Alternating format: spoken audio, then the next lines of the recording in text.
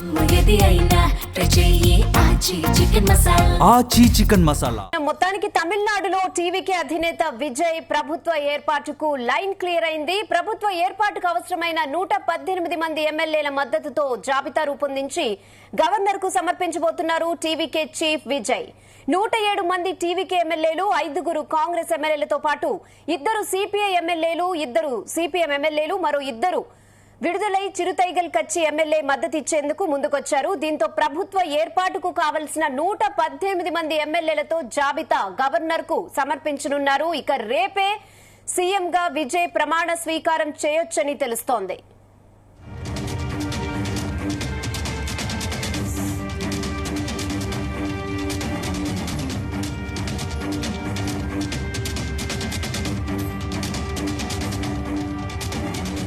ఇదే విషయంపై మరిన్ని updates chief news coordinator Radhakrishna అందిస్తారు. రాధాకృష్ణ.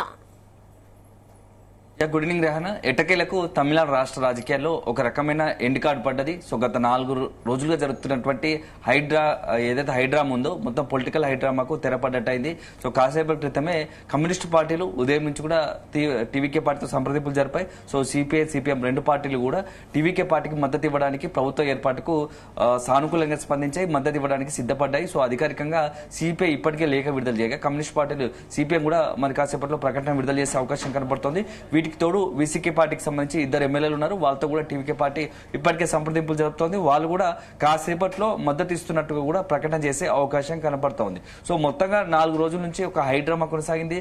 ఒక 108 స్థానాలతో అతిపెద్ద పార్టీగా అవతరించినటువంటి టీవీకే పార్టీకి ప్రభుత్వ ఏర్పాటుకు అనేకమైనటువంటి అడ్డంకులు. ఒక రకంగా 4 రోజుల నుంచి టీవీకే పార్టీ తలపతి విజయ్ ప్రమాణ స్వీకారానికి మొత్తంగా కూడా కొంత పొలిటికల్ గా హైడ్రామా నడిచింది. అసలు ప్రభుత్వాన్ని ఏర్పాటు చేస్తాడా చేయడా విజయ్ అనేది కూడా అనేకమైనటువంటి అనుమానాలు, సందేహాలు కలిగాయి. కానీ కాసేపటి క్రితమే దీనికి సంబంధించి మొత్తంగా నిన్న మొన్న జరిగిన పరిణామాలకు కాసేపటి క్రితమే ఎండ్ కార్డు పడ్డట్టుగా మనం భావించాల్సి ఉంటుంది. ఎందుకంటే కమ్యూనిస్ట్ పార్టీలు అఫీషియల్ గా మద్దతు ప్రకటించారు. ఇప్పటికే కాంగ్రెస్ 5 ఎమ్మెల్యేలు ఉన్నారు. మద్దతు ప్రకటించడంతో మొత్తంగా మ్యాజిక్ ఫిగర్ 118 సీట్లకు కంఫర్టబుల్ గా చేరుకున్న పరిస్థితి. సో మొత్తం ఎవరైతే మద్దతు ఇస్తున్నారో ఆ పార్టీలకు సంబంధించిన ఎమ్మెల్యేలు, ఆ పార్టీకి సంబంధించిన మద్దతు లెటర్లతో గవర్నర్ విజయ్ ని కలిసిన తర్వాత, గవర్నర్ తో విజయ్ భేటీ అయిన తర్వాత ఈ మద్దతు లేఖలను గవర్నర్ కి ఇచ్చి ప్రమాణ స్వీకారానికి, అదేవిధంగా ప్రభుత్వ ఏర్పాటుకు మొత్తంగా గవర్నర్ కి సంబంధించి ప్రకటన విడుదలయ్యే అవకాశం కనబడుతోంది.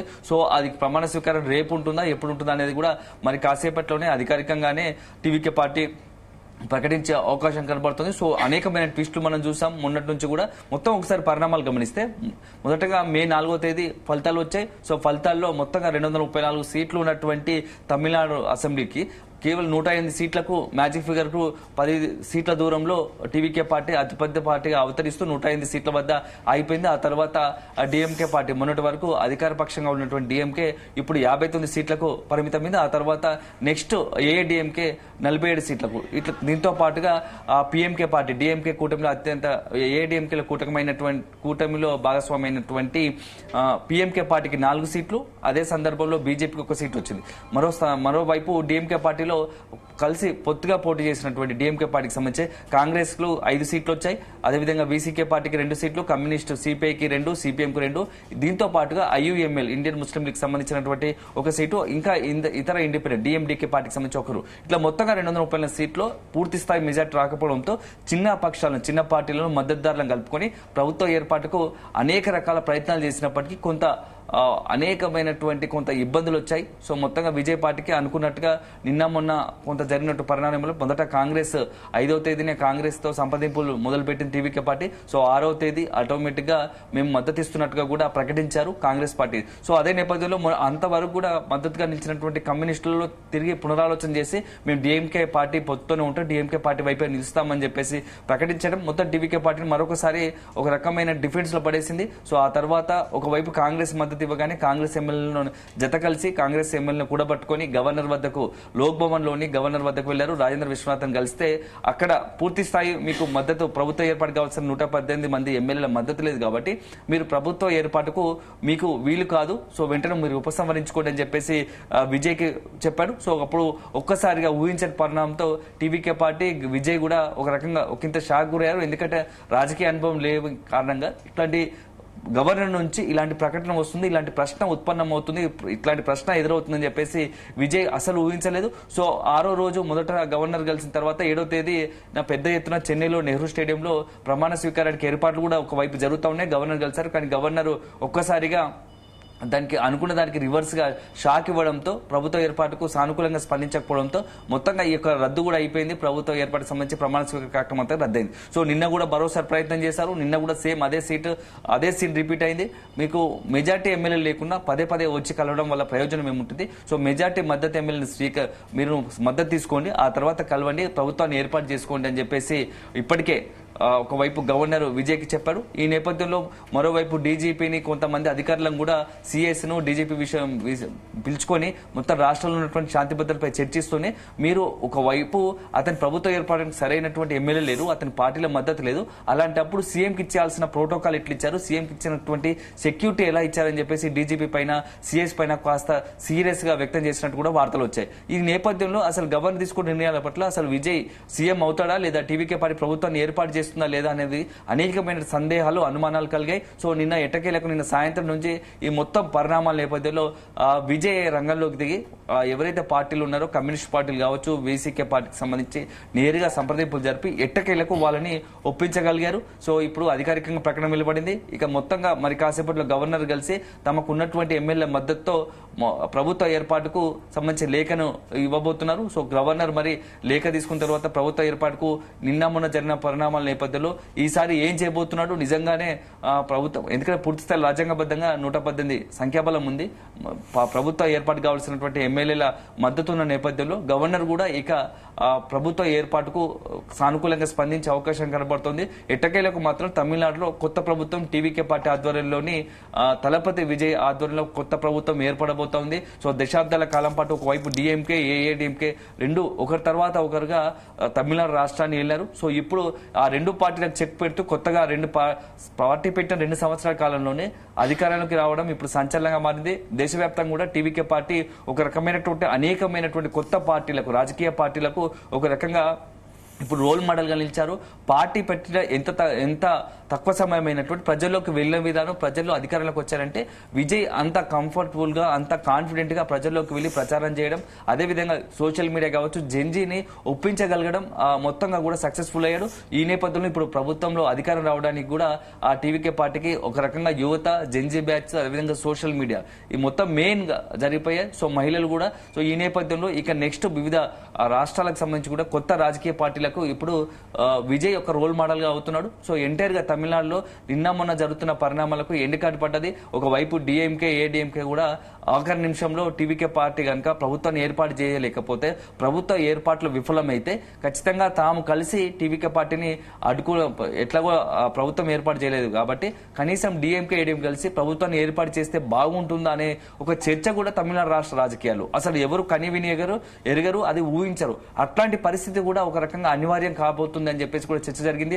2 రోజుల్లో నిన్న మొన్న కూడా డిఎంకే ఏడీఎంకే సంప్రదింపులు జరుపుతోంది. పరిస్థితులను బట్టి 2.5 అంటే సీఎం సంబంధించి పవర్ షేరింగ్ విషయంలో కూడా కొంత చర్చలు జరుగుతున్నాయి. అల్టిమేట్ గా 59, 47 ఉంది. ఇతర ఉన్నటువంటి పార్టీలకు సంబంధించి డిఎంకే కావచ్చు, ఏడీఎంకే సంబంధించి కూటమిలో ఉన్నటువంటి చిన్న పార్టీల మద్దతుతో కలుపుకొని ప్రభుత్వ ఏర్పాటు చేయడానికి కూడా వెనకాలేదు. దీని అంతా కూడా పళనిస్వామి కొంత సీరియస్ గానే ఎక్సైజ్ చేశాడు. అవసరమైతే డిఎంకేకి సంప్రదింపులు జరపడానికి స్టాలిన్ తో చర్చలు జరిపితే తెర వెనుక స్టాలిన్ అపాయింట్మెంట్ ఇస్తే నేరుగానే కలిసి మొత్తం వివరించి టీవీకే పార్టీతో కావడం లేదు కాబట్టి మనమన్నా ఇప్పుడు 2 పార్టీలు కలిసి ప్రభుత్వాన్ని ఏర్పాటు చేద్దాం, తమిళనాడు రాష్ట్ర రాజకీయాలు భవిష్యత్తు కోసమైనా, ఎందుకంటే జాతీయ వైపు నిన్ను కాంగ్రెస్ ద్రోహం చేశాయి, మాకు బీజేపీ ద్రోహం చేశాయి కాబట్టి అనే ఒక ఆలోచనలో ఇటు డిఎంకే ఏడీఎంకే కాబట్టి మనం కలిసి ఇటు జాతీయ పార్టీలుగా ఉన్నటువంటి బీజేపీ కావచ్చు, కాంగ్రెస్ కు అదే సందర్భంలో టీవీకే పార్టీకి చెక్ పెట్ అవుట్ అవుతుంది అని ఒక ఆలోచన చేశాయి. కానీ వీటన్నిటికి కూడా ఫుల్ స్టాప్ పెడుతూ టీవీకే పార్టీ ఈ డిఎంకేకు ఏడీఎంకే ఒక రకంగా షాక్ ఇచ్చాయి. ఎన్నికల ఫలితాలతో షాక్ ఇస్తే ఇప్పుడు ప్రభుత్వ ఏర్పాట్లు కూడా మరో రకంగా ఎప్పుడైతే డిఎంకేకి సంబంధించి ఏడీఎంకి సంబంధించి కూటమిలోని కొన్ని పార్టీలతో మద్దతుతో ఇప్పుడు తమిళనాడులో కొత్త ప్రభుత్వం ఏర్పాటు చేయబోతున్నారు. సో కాబోయే ముఖ్యమంత్రి టీవీకే అధినేత తలపతి విజయ్ ఇక ముఖ్యమంత్రిగా కావడం ఖాయం. సో అది రేపు ప్రమాణ స్వీకారం ఎప్పుడు ఉంటుంది ఇప్పటికే, ఎందుకంటే ఆల్మోస్ట్ నిన్ననే ప్రమాణ స్వీకారం ఉండాల్సింది. సో గవర్నర్ తీసుకున్న కొన్ని నిర్ణయాల వల్ల కొంత ఆలస్యమైంది. సో రేపు అన్ని అనుకున్నట్టయితే రేపే ఈ యొక్క ప్రమాణ స్వీకారానికి కూడా ఏర్పాట్లు చకచకా జరిగే అవకాశం ఉంది. రేపు ఉదయం 11 గంటల తర్వాత ప్రమాణ స్వీకారం ముఖ్యమంత్రిగా విజయ్ ముఖ్యమంత్రి ప్రమాణ స్వీకారం చేసే అవకాశం ఉంది. అదే సందర్భంలో కొంతమంది మంత్రులకు కూడా అవకాశం కల్పించే పరిస్థితి కనబడుతుంది. సో అల్టిమేట్ గా కూటమి ఆధ్వర్యం టీవీకే పార్టీలోని కూటమి ఆధ్వర్యంలో కొత్త ప్రభుత్వం ఏర్పాటు కాబోతుంది. సో అనేకమైన హామీలు ఇచ్చారు. విజయ్ ఏఐడిఎంకే కాకుండా టీవీకే పార్టీని ప్రజలు నమ్మారు. సో ఒకవైపు విద్యార్థులు కావచ్చు, యువత కావచ్చు, అదేవిధంగా మహిళలు కావచ్చు, రైతులను సబ్బండ వర్గాలకు కూడా అనేకమైనటువంటి హామీలు ఇచ్చారు. ఇప్పుడు టీవీకే పార్టీ పైన అనేకమైనటువంటి ప్రజల నుంచి ఒక రకంగా కొంత నమ్మకం ఉంది. పార్టీకి సంబంధించి అనేకమైన సంక్షేమ కార్యక్రమాలకు విజయ్ హామీ ఇచ్చాడు కాబట్టి హామీలు నెరవేర్స్తారనే ఒక విశ్వాసం అయితే విజయ్ పని ఉంది. మరి విజయ్కి ఇప్పుడు ఒక రకంగా ప్రభుత్వం ఏర్పాటు చేయడానికి ఇన్ని రకాలుగా ఇబ్బంది పడ్డ విజయ్కి రేపు భవిష్యత్తులో నిజంగానే ప్రభుత్వం ఏర్పాటు చేసిన తర్వాత ఇప్పుడు ఉన్నటువంటి మిత్రపక్షాలు, ఎందుకంటే రోజుల తరబడి 3-4 రోజులుగా కూడా వాళ్ళని రిక్వెస్ట్ చేసి ప్రభుత్వ ఏర్పాటుకు మద్దతు ఇవ్వాల్సిందిగా ఒక రకంగా నానా యాతన పడాల్సి వచ్చింది. సో రేపు ప్రభుత్వంలో చేరిన తర్వాత మరొకసారి భవిష్యత్తులో ఇట్లాంటి పరిస్థితులు ఈ పార్టీలు కనుక తోకజాడించడం లేకుంటే ప్రభుత్వ ఏర్పాటుకు సంబంధించి తమ డిమాండ్లు నెరవేర్చకపోతే మంత్రి పదవుల విషయాలు కావచ్చు, ఇతరత్ర ఆ పార్టీకి సంబంధించినటువంటి వ్యవహారాలకు సంబంధించి తమ డిమాండ్లను కనుక నెరవేర్చకపోతే తిరిగి ఏదైతే మద్దతు విషయంలో పునరాలోచన చేసుకునే అవకాశం ఉంటుంది. సో ఒకవైపు ఇప్పటికైతే ప్రస్తుతానికైతే టీవీకే పార్టీకి ఒక అడుగు ముందుకు పడింది, ప్రభుత్వ ఏర్పాటుకు ఒక అడుగు ముందుకు వేసింది. కానీ భవిష్యత్తులో కూడా అనేక రకమైనటువంటి సవాళ్లు విజయ్కి ఎదురయ్యే అవకాశం కనబడుతోంది. ఒకవైపు కాకలు తీరిన ఇద్దరు రాజకీయ నాయకులు, సీనియర్ రాజకీయ నాయకులు ఉద్దండులు ఉన్నారు. ఒకవైపు స్టాలిన్, మరోవైపు పళనిస్వామి. సో దశాబ్దాల కాలం నుంచి రాజకీయంగా ఉంటున్నారు. ఒకవైపు ముఖ్యమంత్రులుగా పనిచేసిన అనుభవం ఉంది. వాళ్ళు ఇప్పుడు ప్రతిపక్ష నాయకుడుగా ఇద్దరు ప్రతిపక్ష పార్టీలకు అత్యంత కీలకంగా ఉండబోతున్నారు. సో రేపు భవిష్యత్తులో టీవీకే పార్టీ అధినేత విజయ్ కు ఇప్పుడు పళనిస్వామి కావచ్చు, అదేవిధంగా ఇటు స్టాలిన్ నుంచి ఒక రకంగా పెద్ద పెను సవాళ్ళు ఎదురయ్యే అవకాశం ఉంది రాజకీయంగా. ఈ యొక్క అంశం అయితే ఇక ఇచ్చిన హామీలు నెరవేర్చడంలో కూడా కత్తి మీద సాంలాగా మారబోతోంది. ఎందుకంటే యువతకు ఏదైతే నిరుద్యోగులు ఉన్నారో వాళ్ళకి సంబంధించి 4,000 నిరుద్యోగ భృతి ఇస్తున్నారు. అదేవిధంగా రైతులకు రుణమాఫీ చేస్తా అని చెప్పారు 5 ఎకరాల లోపు. అదే సందర్భంలో 1వ తరగతి నుంచి 12వ తరగతి ఉన్నటువంటి విద్యార్థుల తల్లిదండ్రుల అకౌంట్ లో నెలవారీ సంవత్సరానికి 15,000 అకౌంట్ లో జమ చేస్తామని చెప్పి ఇచ్చారు. అదే సందర్భంలో మహిళలకు కొత్తగా పెళ్లి చేసే పేదింటి మహిళలకు వాళ్ళకి సంబంధించి తులం బంగారంతో పాటుగా సవర బంగారంతో పాటు పట్టుచీర పెడతారని హామీ ఇచ్చారు. అనేకమైన హామీలు ఇచ్చారు. సో వీటిని ఒకవేళ నెరవేర్చేందుకు ప్రయత్నాలు చేయాలి. అదేవిధంగా అభివృద్ధి, సంక్షేమం, మరి రాజకీయం ఈ మూడును మిళితం చేసుకుని బ్యాలెన్స్ చేసుకుంటేనే తమిళనాడులో విజయ్ తన రాజకీయంగా పట్టు సాధిస్తాడు. కేవలం ఏంటంటే అభిమానగణం ఉంది కాబట్టి తొలుత ఎందుకంటే ఏఐడిఎంకే డిఎంకే పైన ఉన్నటువంటి వ్యతిరేకతతో అధికారంలోకి వచ్చాడు. తను నిలుపుకోవాలి. ఎందుకంటే ఎవరికి సాధ్యం కాని అవకాశం తమిళనాడు ప్రజలు ఇప్పుడు విజయ్కి ఇచ్చారు. గతంలో ఎంజీఆర్, ఆ తర్వాత జయలలిత, ఇప్పుడు విజయ్.